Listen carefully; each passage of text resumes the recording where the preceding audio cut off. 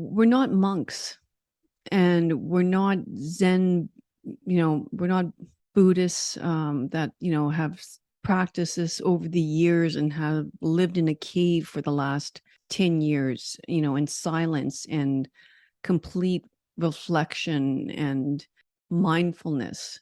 No, if you're like me, we're just trying to survive. But the more time that we take to reflect on how we responded, how we reacted, but especially what am I feeling right now in this moment? And then going deeper and saying, what's the root cause of this feeling?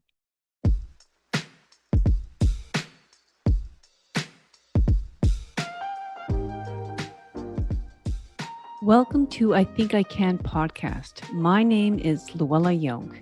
I am a woman who believes that we, like wine, get better with age. Age brings us wisdom, intuition, and a level of sophistication that is beyond the reach of youth. I am here to tell you that living a luxuriously rich and fulfilling life is in your reach. I Think I Can podcast will teach you to think differently in order to get different results. Allow me to show you how to do life effortlessly. This podcast is for the woman who is tired of playing by the rules of society, community, religion, parents, and partners. I Think I Can is all about becoming brave, authentic, purposeful, and strong. Listen weekly and you will find yourself living a life you could have only once dreamed of. Thoughts drive our physiology, so channel your thoughts with me into a life truly worth living. Enjoy the show. Hello, welcome back to I Think I Can podcast. So today I am solo and I'm going to talk to you about, I don't even know how to name this. I think the best way of describing what I'm going to talk about today is knowing that you're enough. Well, you're more than enough. You're not just enough, right? Enough means like you're bordering on not being enough. So it's not that you're not enough. It's not that you're enough. You are more than enough. And you're more than enough because of the mere fact that you are a human being. Unless there's an alien listening to my podcast right now, I think everyone here listening are human beings. So, continuing on, I feel that when I come across when people are struggling in terms of, it's so many different issues, either individual issues, relationship issues, career issues, parenting issues. It runs the gamut. And you could almost like, if it's sort of like, if I am worthy, I am enough, more than enough. I am. It's sort of the phrase I am. I am all these things because just because just because, like I said, you're a human. So you could almost say it's sort of like, the core. And then after that, all these issues you have, all these problems you have, all these low emotions you have is because you feel somehow that you're not enough. So, okay, where to begin? Because there's so many different ways I can start this.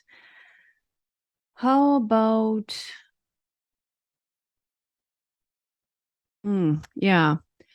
When I talked about low energy and not feeling the greatest, like sometimes you might be speaking to someone and then you feel like they don't get you, they don't understand you, and you deep down inside, you kind of say to yourself, well, I'll prove it to you. I'll show you. I'll show you. I I I think that's an example that I feel that I'm not enough because why do you need to prove something to anybody? The fact that you feel, and that this is obviously you're triggered by this, right? You're like, it's like, your blood's boiling a little bit or something. It's like, I'll show you. And I mean, I think it's there. It's always like when I think, I don't care what emotion you're feeling. I don't care if it's anger, guilt, shame, whatever low emotion you're feeling right now. Think of it as a gift. It's a lesson. It's a lesson if you are activated, which is what being triggered is. If you are activated somehow, that take that as, hmm, there's something here that's not sitting right in my body. And why is this bothering me? Why is this bothering me? Well, think about it. This is, and this is really what evolution and self-development is really all about. But people just go on with the rest of their day, not taking the time to kind of reflect and get curious about themselves. And really also it's taking responsibility for your feelings. That's what I think the huge lesson um, that I'm getting from this is you taking responsibility for your feelings, and then see how this includes emotional regulation, because it's I mean, it's hard, we're not monks and we're not Zen, we're not Buddhists that, have practiced this over the years and have lived in a cave for the last 10 years, in silence and complete reflection and mindfulness. No, if you're like me, we're just trying to survive. And but the more time that we take to reflect on how we responded, how we reacted, and but especially what am I feeling right now in this moment? And then going deeper and saying, what's the root cause of this feeling? Why am I feeling like this? Because we do want to regulate our emotions to a certain extent, right? I mean, if you're super sad, I'm all about releasing emotions too, but what I'm speaking about here is maybe releasing those emotions only with someone that you can trust, that will support you when you release, someone you feel very connected to and secure with, or doing it on your own, doing it in silence, having a big cry, or like, and I always mention too, there's so many different ways we can release our emotions. And I realize this as well. Maybe it's acupuncture, maybe it's reflexology, maybe it is a massage. Because you got to realize that stuck emotion in your body, right? Like those tense muscles um, are giving you a signal that something is off. Um, I realized this for myself the other day, and I think this is worthy of just sharing and coming back to this. But like, let me just remind you again, this episode is going to be all over the board, so don't expect me to I have no notes written. I'm just riffing. Okay.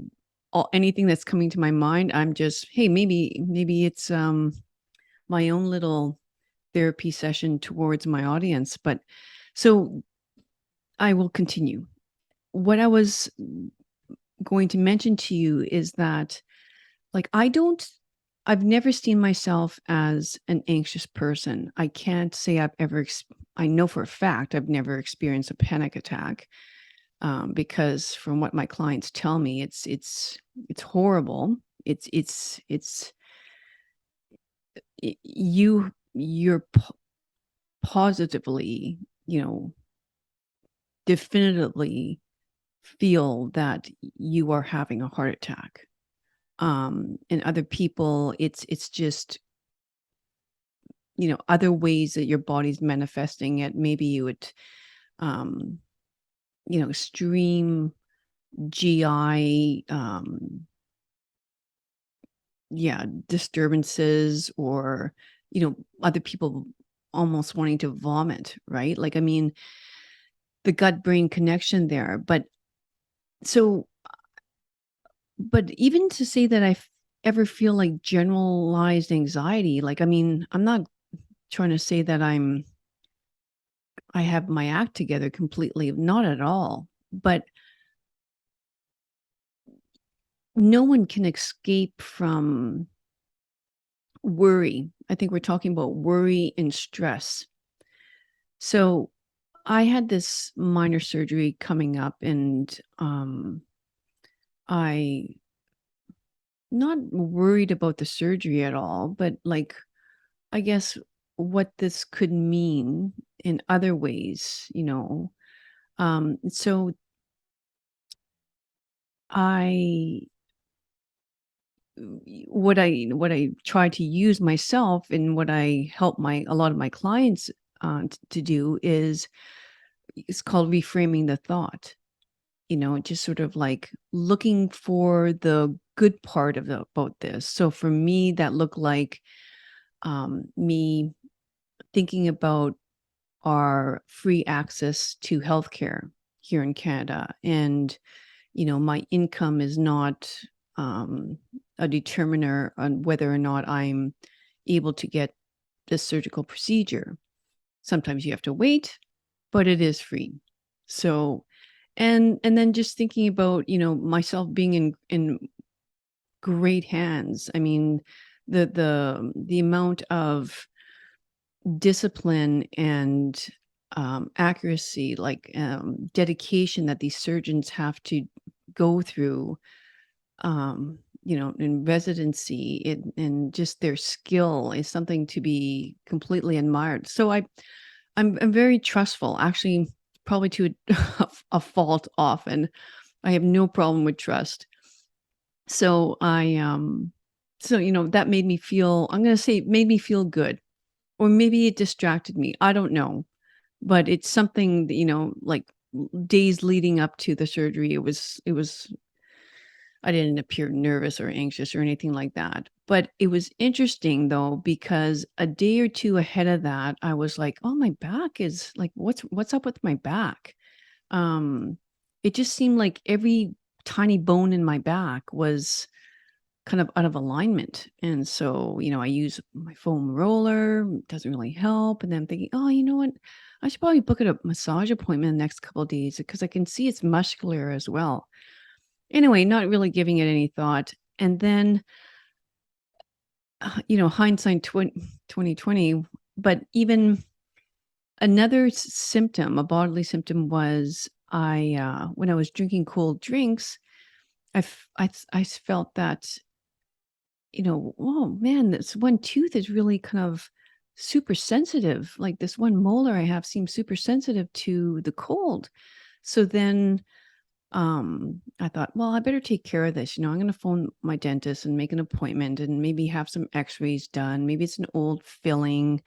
Yeah, I want to be preventative here. If it's, I don't want it getting worse, because that's one thing. If you don't know that about me, like, dentists are not my friend. And that, that goes back to childhood experiences that are not very favorable for me.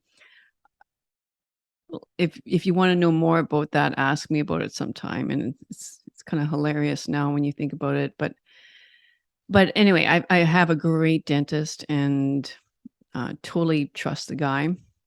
So at that dentist appointment, then, and this is like 4 or 5 days after the surgery, he mentions to me that, "Oh, we're not seeing anything in the, X-rays, and, I'm poking around here, you don't seem sensitive." And I said, "Yeah, no, you know what? Like, it just seemed to have gone away. I didn't wanna cancel this appointment, but, like, now that you say it, in the last 2 or 3 days, I haven't really noticed it with the same intensity." And he said, "Oh, well, in that case, I can almost 100% guarantee that you're grinding your teeth." And I'm like, "No, I don't grind my teeth." Again, this is something I hear from my clients, when they're stressed or even worried, they have to get mouth guards. It's usually a sign of someone having a lot of stress. So then I'm like, wow, interesting, like, okay, so now I'm putting the puzzle pieces together and like, okay, so obviously it did affect me. Like, I mean, even though I was trying so hard with my thoughts, it didn't really change, I think, deep down inside how I felt about it. So it's not the thought, it's the feeling behind the thought, right? So I had to make sure that I was feeling a comforting feeling, um, because it has, in order for the thought not to bother you, you have to make sure the feeling behind the thought, that it's a good feeling thought, you could say. It's a good feeling thought. And just reassurance, I guess, in the medical system or the surgeon or whatever wasn't enough. I must have still been going, but what if, but what if, but what if? So, I realized I need to do more work behind that if I'm ever going to feel stressed and worried about this certain situation again. And obviously, we grow and evolve over a lifetime. So it's going to be work that I'm going to do for the rest of my life. Um, and it's really focusing on the feeling rather than the thought. And this is sort of the whole other huge part of what I'm speaking about today. So you could say, yeah, that was a bit of a tangent, but it isn't, because what was talking to you before about emotional regulation, you need to get behind the feeling. And that's what I said about the individual work you need to do is, okay, this person, let's say you're having a conversation and this person, it could be even the presence of the person there. I've obviously people have said that to me too. It's sort of like, oh, I can't even be there. I mean, just the thought, actually, the thought of that person being there is triggering me. So you don't need to. That's how powerful thoughts are, right? You don't need to do anything. I mean, be in the same room or even talk to the person. And this, again, another example of feelings is, and the thought behind the feeling. What if your thought is, what if you saw, well, I mean, you walked into a room and you smelled, okay, right now I'm recording, it's the fall, and you smelled pumpkin pie. Uh, the ginger, the cinnamon, the cloves, you smell that, and what does it make you think of? It makes you think of your mom's pumpkin pie. What's the feeling behind your mom's pumpkin pie? Your mom's pumpkin pie, the feeling is comfort, homeness, belonging. That's a huge one. Huge. If you're struggling with something, I'm going to tell you right now that the deep, darkest part of whatever you're struggling with emotionally probably has something to do with you belonging. And I will give an example of this, but that's that is what you need to concentrate on. So, and again, anything with the mind, your mind can be your best friend or your worst enemy at any given time. So our goal in life is to use our mind to our advantage rather than to our detriment. And when you allow your mind to control you, you're going down the wrong path.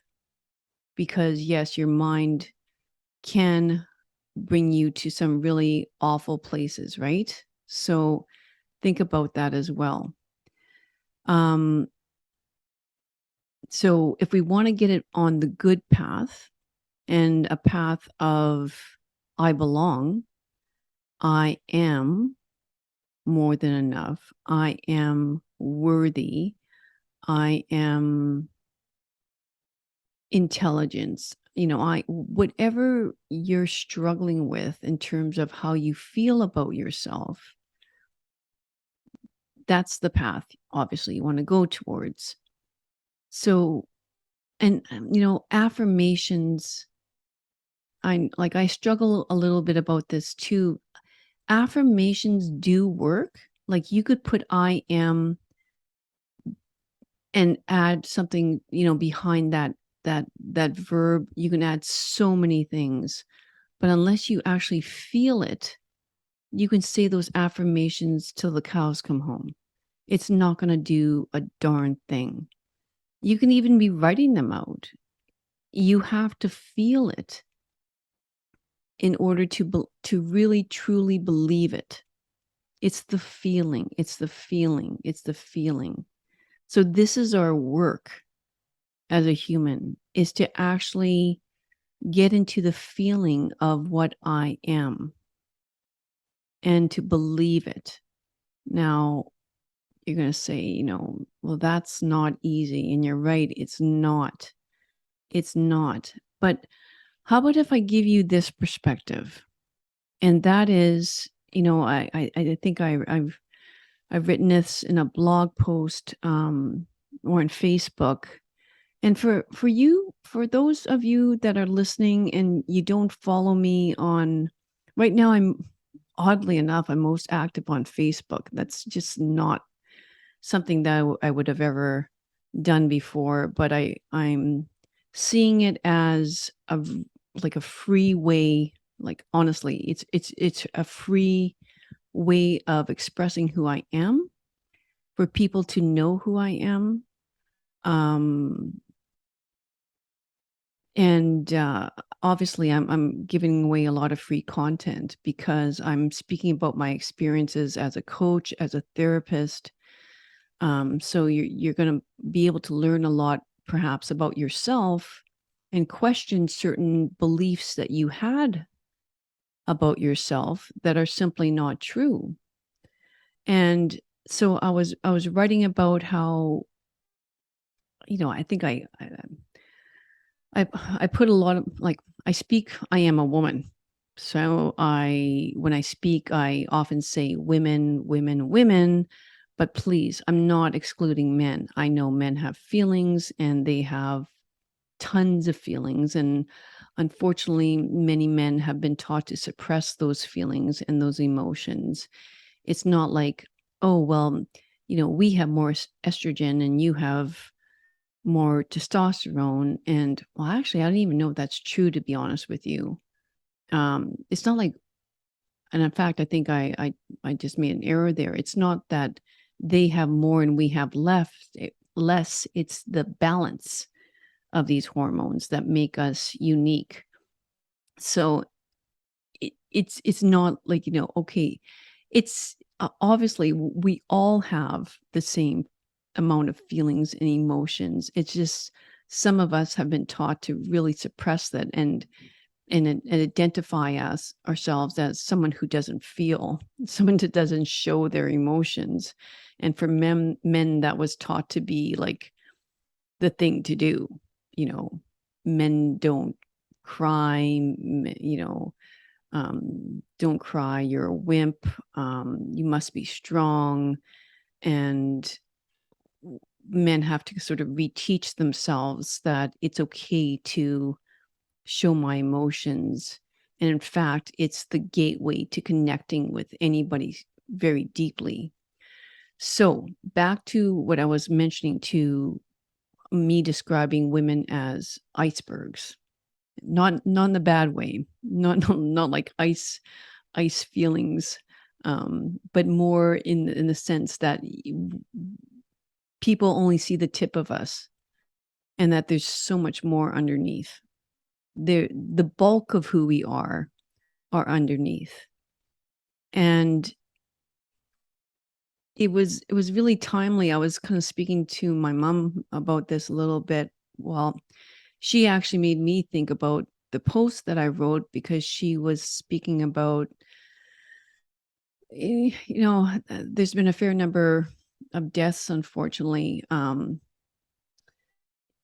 and like whatever in our common, acquaintances. And she was speaking about an auction for this one gentleman's, like, of his passing, and a lot of the auctioning of his goods.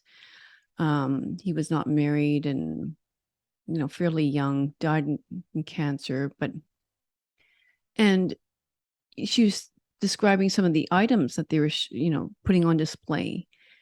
And I mean, and this was a rough and tough kind of guy. Very, very liked in the community, but very solo. And, some, I guess, when you're living by yourself, I mean, how much do people really even know of you?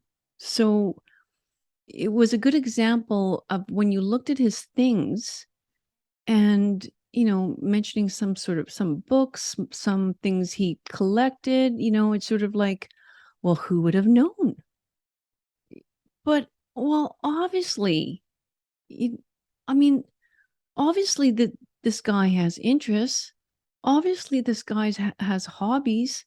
Obviously, this person, has thoughts, dreams, desires, um, things that lit him up that we would never know. It's like it's crazy to think that, oh, why would we be surprised? We don't know this person. And the only way we can know a person more is if for that person to open up, and honestly, for us to be curious about this person, be the person, be the listener, be the communication partner that allows for this person to express themselves and who they are. I think we all need to practice that more often.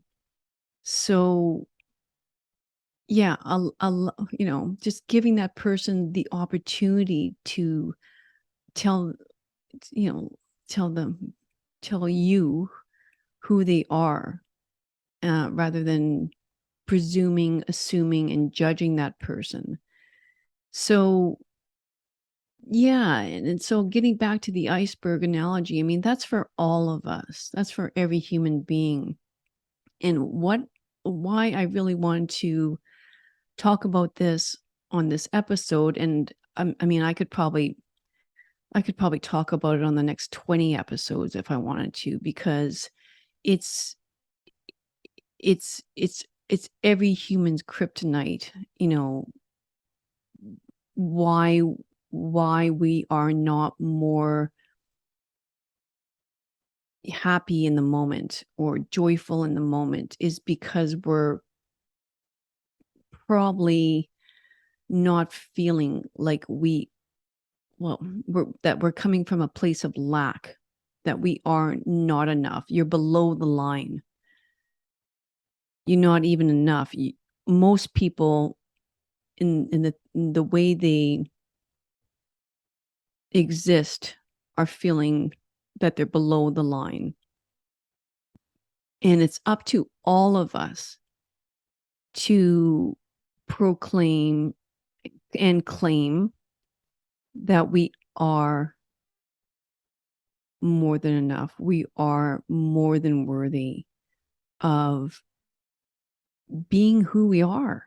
Like, and if like let's say for relationships, I mean, people struggle so much in relationships and communicating to their partner, and trying to not be defensive with their partner and feeling judged by their partner and feeling unheard by their partner. And so you can see how easy it is to point the finger at your partner and saying, you make me feel like this. You make me feel like this. Well, no, you are feeling like this. And for goodness sakes, I mean, why are you blaming him for you choosing that thought? You choosing that feeling? It's ultimately your thoughts and your feelings. So you need to take responsibility for that. You need to, if you're triggered, you need to stop and say, why do I want to react like this right now? That I want to my head feels like it's going to blow off my shoulders. Maybe it would be a good idea to kind of go, why is that? What is it about me right now that's making me feel like this? And that's your work. And I'm going to tell you that I'll tell you why that it all relates to worthiness. Because think about it, in that moment, everybody's been triggered by someone. So in your mind, think about the last moment that you feel like you were so triggered by someone and see if you can relate to what I'm feeling right now or saying right now. Is that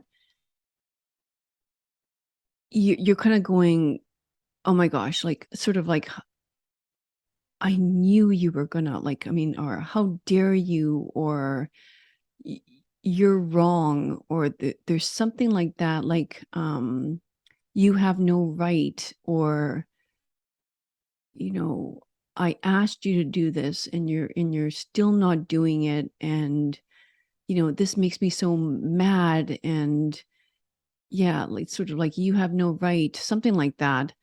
But then look at yourself and kind of go, where did I fail in expressing what my needs were? And then you might say, well, I've said it over and over again, and it's not changing. This person's not honoring my needs. Okay. Well, if that's the issue, then what what is it about, where you drew your line in the sand? What was it about your limits? What was it about your boundaries that um were not clear to this person? Did you go back and forth? Did you know, waffle between that, drawing the line in the sand? Or, yeah, it was okay, today, and that's why I didn't say anything. But no, today, yesterday it wasn't okay. And I mean, you're giving the person very unclear definition of what's good for you and what's not good for you. And this is the like, oh gosh, this is why some people's like, oh my god, I can't do this, because I mean, feelings compound. Like, it's not like, I'm telling you, I think the root cause of most of our, like, you know low frequency energy feelings are because of we don't feel like we're worthy of asking for what we need. So in relation to that, it's sort of like, okay, well, I was wavering back and forth on my boundaries or my limits on this conversation or on this topic because it's basically because some days you think you're worth it and some days you think you're not.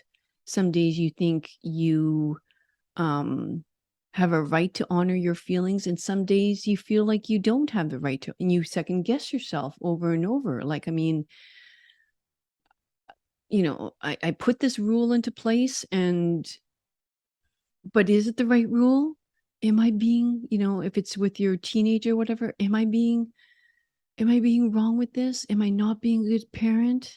Oh my gosh, like that's a whole nother topic, right? The guilt that goes along. I mean, and so often these icky feelings are related to guilt and shame. So often they are.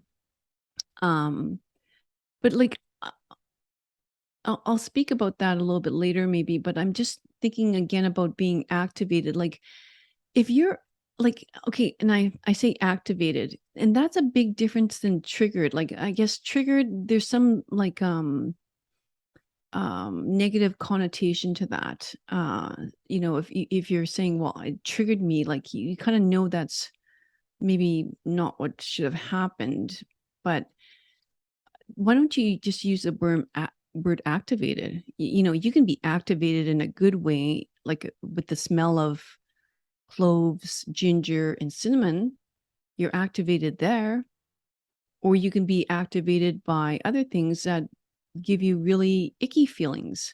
So if you're activated with icky feelings, it still doesn't give you your right to be angry or insensitive or speaking at the person rather than with the person or to the person or raise your voice.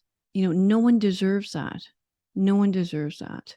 So let's say you're sitting across the table with someone you really care for, and you're having a nice dinner, and that person, just says, "Oh, sorry, I just need to check something on my phone," or doesn't even say that, or just starts scrolling through their phone when you're having a conversation with them.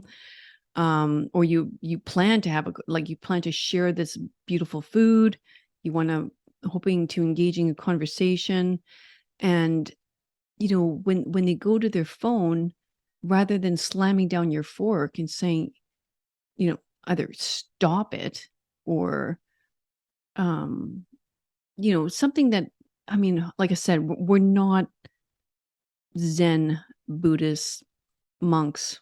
Okay. Like, so I get it that there's going to be some sort of tone and some sort of facial expression. Like you're going to, some way, um, note that you're not happy. Right. So, but you can do it, like you can choose different words and you can, take a deep breath and say, hey, I was really looking forward to having, a nice conversation with you, sharing the food with you.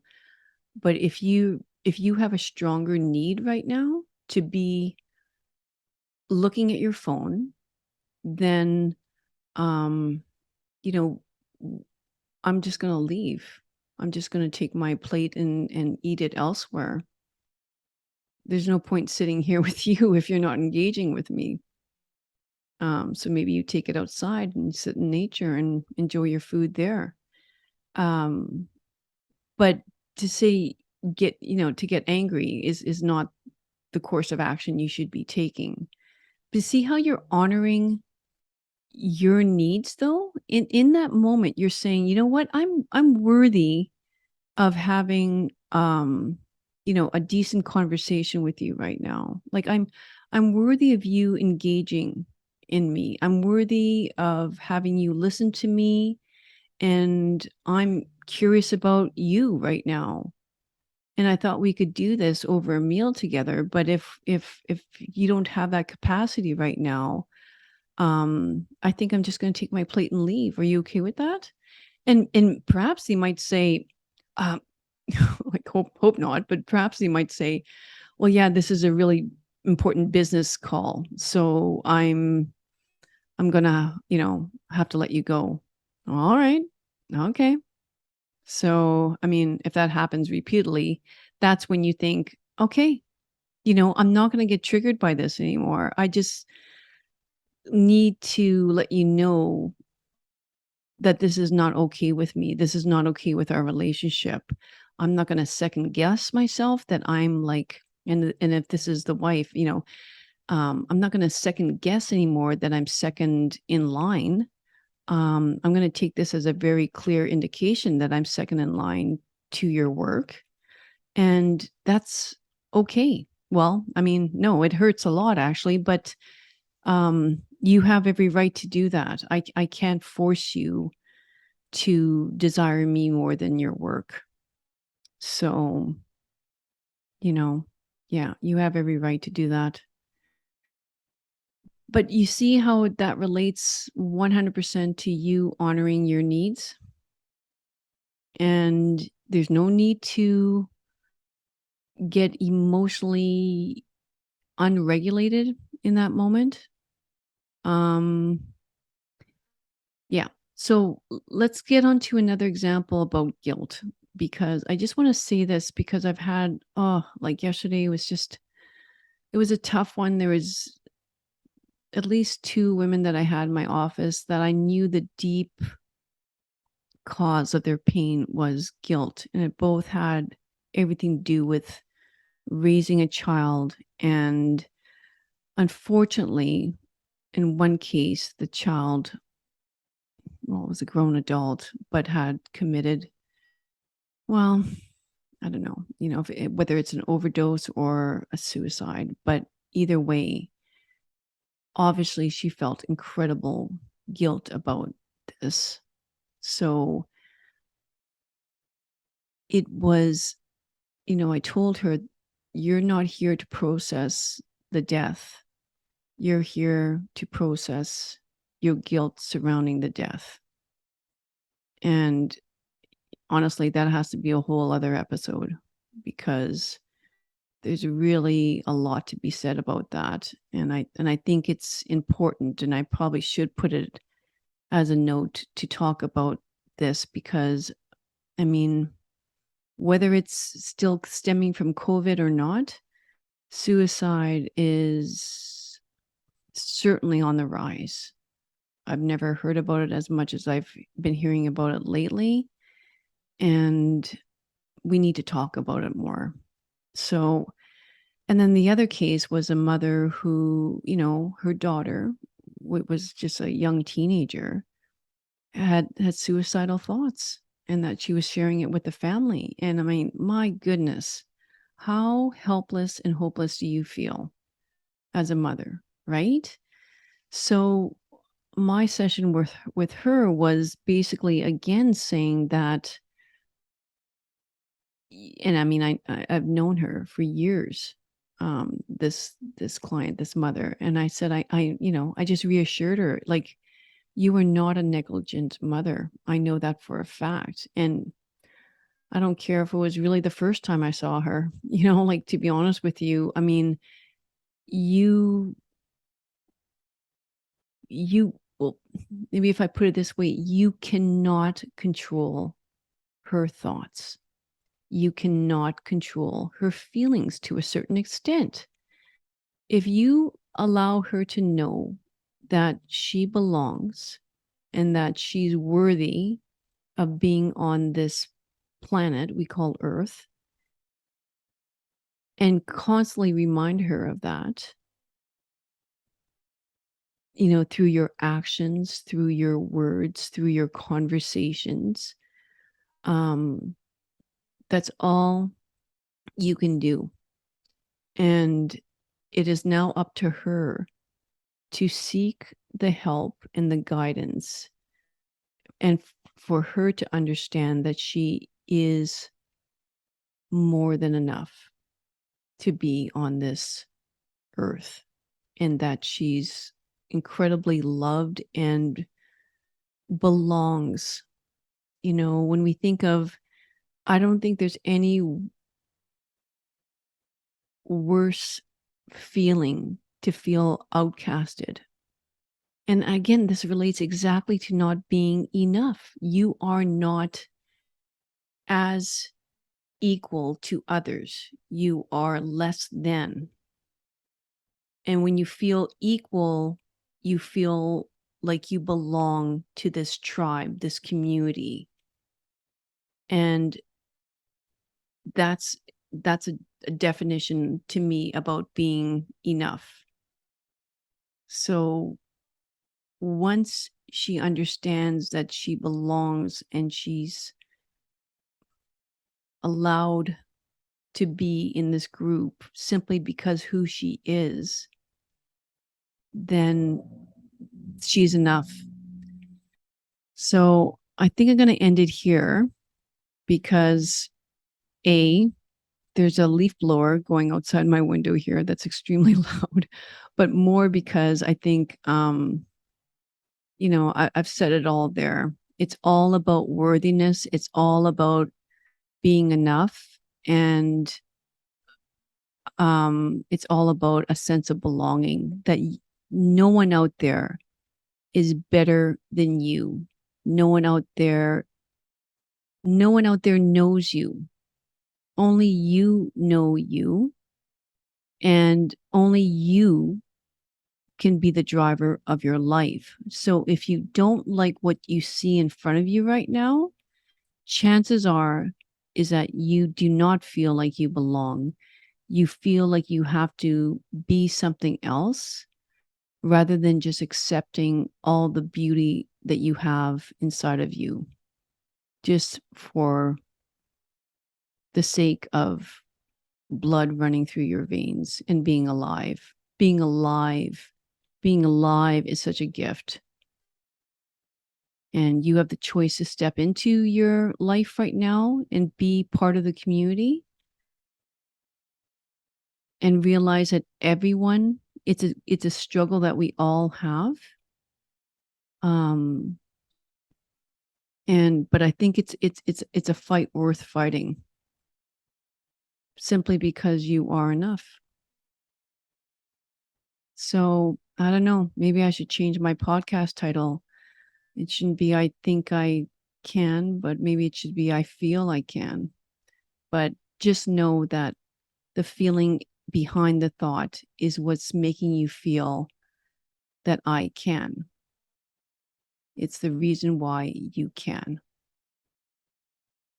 It's how you feel about yourself that's going to be able to attract what you want so much. So decide today that I am all I am. Every quirk, every scar, every wound.